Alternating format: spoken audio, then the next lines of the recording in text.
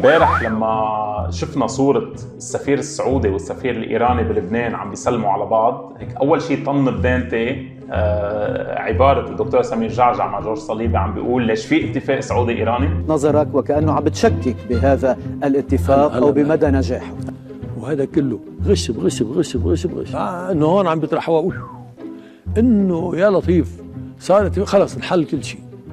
من كربلاء لهلا انحلت كلها سوا. لا معه حق الحكيم، فتنا على مرحله جديده انتهت كل الازمات بالشرق الاوسط.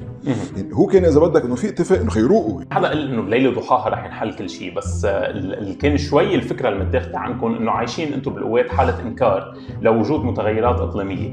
ان كان بتعبير دكتور جعجع بموضوع الاتفاق السعودي الايراني زعلان يعني، او ليش عم بتصوروا وكأنه يعني كأنه عم نبخس فيه، يعني كأنه هيدا اتفاق مصالح، ليش بده يزعل الواحد؟